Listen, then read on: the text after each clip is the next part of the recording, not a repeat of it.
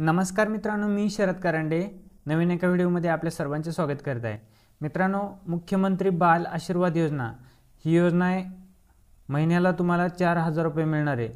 ही योजना बघा सोशल मीडियावरती खूप व्हायरल झाली आहे। खूप त्याचे पोस्टर आणि खूप त्याची माहिती सोशल मीडियावरती फिरत आहे। तर काय योजना आहे, खरी आहे की खोटी आहे हे जाणून घेऊ आपण या व्हिडिओमधून।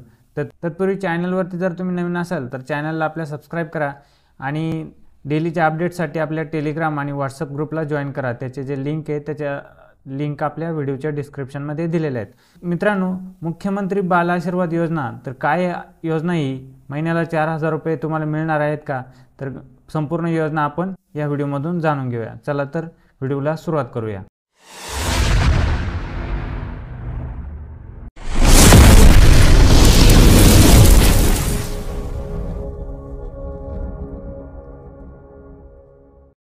मित्रांनो बघा, तुम्हाला या ठिकाणी एक पत्र दिसत असेल। या ठिकाणी तुम्हाला या पत्रामध्ये सांगितलं आहे, इयत्ता 5वी ते 12वीच्या विद्यार्थ्यांना सूचना, मुख्यमंत्री बाल आशीर्वाद योजना। आपणा सर्वांना विनंती आहे की 1 मार्च 2020 नंतर ज्यांचे दोन्ही पालक किंवा त्यांच्या पालकांपैकी एकाचा मृत्यू झाला आहे आणि मुलांचे वय 18 वर्षापेक्षा कमी आहे, अशा कुटुंबातील 2 मुलांना मुख्यमंत्री बाल सेवा योजना प्रत्येकी 4000 दरमहा मिळणार आहेत। हा लाभ घेण्यासाठी जास्तीत जास्त लोकांना त्यांनी सांगितले की कागदपत्र तुम्ही खालील प्रकारे कागदपत्र जमा करा आणि त्याचा फॉर्म भरून कुठे जमा करायचा हे सर्व सांगितलेलं आहे। त्यानंतर त्याचा मोबाईल क्रमांक सुद्धा या ठिकाणी दिला आहे की तुम्ही या ठिकाणी माहितीसाठी संपर्क करू शकता। आता हे जे पत्र आहे ते इचलकरंजीच्या शाळेचे आहे। तेथील ते शाळेच्या मुख्याध्यापकांनी काय केले, ते हे पत्र प्रिंट करून त्यावरती शाळेचा स्टॅम्प लावून त्यावरती सही करून हे शाळेच्या फलक बोर्डावरती लावलेलं होतं।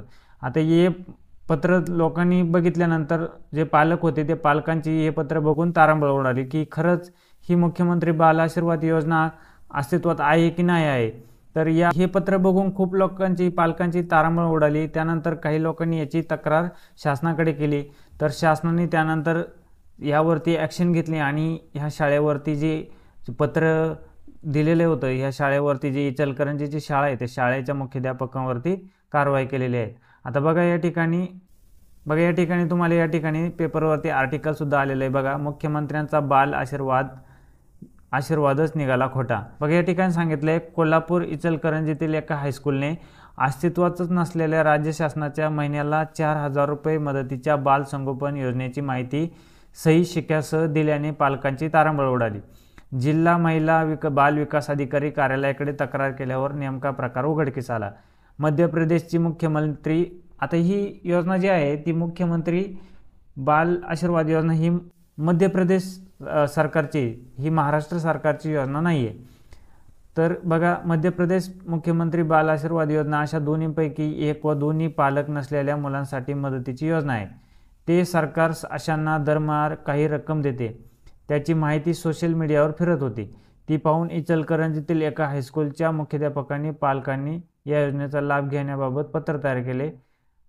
पत्रावर सही शिक्का मारून पालकावर लावले। कुण्या पालकाने फोटो काढून व्हॉट्सअपवर शेअर केले। हायस्कूलचा शिक्का व मुख्याध्यापकांची सही असल्याने लोकांना ते खरे वाटले।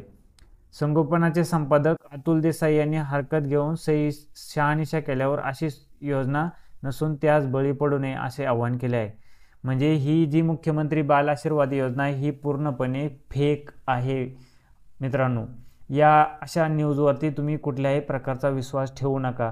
सोशल मीडियावरती ही जी मुख्यमंत्री बाल आशीर्वाद योजना आहे ही व्हायरल होत आहे। ही योजना पूर्णपणे खोटी आहे। यासाठी कुठल्याही प्रकारचे डॉक्युमेंट कोणालाही देऊ नका। अशी योजना महाराष्ट्र शासनाकडे अस्तित्वातच नाही। तर आता तर तुम्ही म्हणशाल, मग अशी जर योजना नसेल तर यासारखी दुसरी कुठली योजना आहे का महाराष्ट्र शासनाकडे? तर हो मित्रांनो, दुसरी योजना आपल्या महाराष्ट्र शासनाकडे आहे। तर ते योजनेचा JR काय आहे आणि कोणती योजना आहे, चला ते पुढे बघूया आपण। बघा या ठिकाणी क्रांतिज्योती सावित्रीबाई फुले बाल संगोपन योजनेच्या सुधारित मार्गदर्शन सूचनांबाबत असे या ठिकाणी सांगितले। बघा या ठिकाणी महिला व बालविकास विभागांतर्गत ही योजना राबवली जाते। क्रांतिज्योती सावित्रीबाई फुले बाल संगोपन योजना, या योजनेअंतर्गत बघा 30 मे 2023 हा JR आहे। तर या JR मध्ये त्यांनी काय सांगितलेलं आहे बघा, यामध्ये त्यांनी काय सांगितलंय, अनाथ, निराश्रित, निराधार, बेघर, संरक्षण व निवाऱ्याची गरज असलेल्या 0 ते 18 वयोगटातील मुलामुलींना संस्थेत दाखल करण्याऐवजी पर्यायी कुटुंब उपलब्ध करून देणे व संस्थेतील वातावरणाऐवजी कौटुंबिक वातावरणात त्यांचे संगोपन व विकास घडवून आणणे हा योजनेचा मुख्य उद्देश आहे. सदर योजना ही संस्थाबाह्य योजना असून या योजनेअंतर्गत 0 ते 18 वयोगटातील मुलामुलींना थेट पर्यायी कुटुंबात संगोपनाकरता ठेवता येते. आता बघा, ही योजना कोणाकोणासाठी आहेत? अनाथ, निराधार, निराश्रित, बेघर मध्ये कोणत्या कोणत्या मुलांना लाभ मिळू शकतो? तर अनाथ असतील, निराधार असतील, त्यानंतर निराश्रित असतील, बेघर असतील, दुर्धर आजारी पालकांची मुले असतील, कैद्यांची मुले असतील, तर या सर्वांच्या मुलांना या ठिकाणी या योजनेत लाभ घेता येतो. बघा, आता यामध्ये कोविड-19मुळे जे पालक मृत्यू पावले होते, अशा मृत्यू पावलेल्या पालकांची मुले अनाथ झाली होती, अशा मुलांना सुद्धा या ठिकाणी लाभ घेता येतो. आता त्यांची संख्या या ठिकाणी वाढत आहे असं या ठिकाणी शासनाने सांगितलं होतं, पण त्यांना सुद्धा या ठिकाणी लाभ घेता येतो. आता यामध्ये तुम्ही बघितलं तर बघा, सदर योजना निर्णयान्वये बालसंगोपन योजनेचे नाव बदलून, पहिली बालसंगोपन योजना होती तर तिचं नाव बदलून क्रांतिज्योती सावित्रीबाई फुले बालसंगोपन योजना असे करण्यात आलेले आहे. आता ही बालसंगोपन योजना जी आहे, क्रांतिज्योती सावित्रीबाई फुले बालसंगोपन योजना, ही जी योजना आहे, आता या योजनेत पात्र लाभार्थी कोण कोण आहेत? तर बघा, अनाथ किंवा ज्यांच्या पालकांचा पत्ता लागत नाही व जी बालके दत्तक देणे शक्य नाही अशी बालके यामध्ये पात्र राहतील. त्यानंतर एक पालक असलेली बालके किंवा एका पालकाचा मृत्यू, घटस्फोट, पालक विभक्तीकरण, परित्याग, अविवाहित मातृत्व, गंभीर आजार, पालक रुग्णालयात असणे इत्यादी कारणांमुळे कुटुंब विघटित झालेले असेल तर अशा एक पालक असलेली बालके या ठिकाणी पात्र राहतील. त्यानंतर बघा, कुटुंबातील तणाव, तंटे, वादविवाद, न्यायालयीन वाद अशा सारख्या कौटुंबिक संकटात बाधित झालेली मुलंसुद्धा या ठिकाणी पात्र राहतील. त्यानंतर बघा, कुष्ठरुग्ण पालकांची बालके, जन्मठेपेची शिक्षा भोगत असलेल्या कैद्यांची बालके, तुरुंगात असलेल्या पालकांची बालके, HIV ग्रस्त पालकांची बालके, कॅन्सरसारख्या दुर्धर आजारांनी बाधित झालेल्या पालकांची बालके सुद्धा या ठिकाणी पात्र राहतील.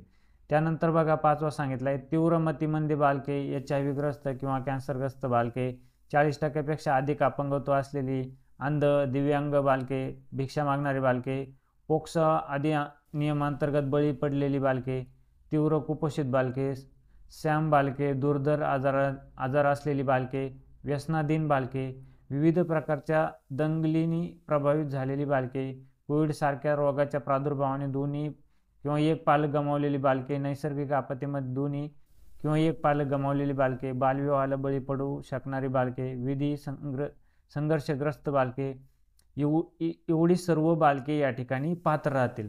त्यानंतर बघा, 6वे सांगितलंय, दोन्ही बालक दिव्यांग असलेली बालके, म्हणजे पालक दोन्ही जर अपंग असतील तर अशा अपंग पालकांची बालके सुद्धा या ठिकाणी पात्र राहतील. त्यानंतर रस्त्यावर राहणारी, शाळेत न जाणारी बाल कामगारे सुद्धा या ठिकाणी, जी बाल कामगार आहेत ती बालकांना सुद्धा या ठिकाणी या योजनेचा लाभ भेटू शकतो. त्यानंतर कौटुंबिक हिंसाचार प्रकरणात गुंतलेल्या पालकांची बालके सुद्धा या ठिकाणी पात्र राहतील.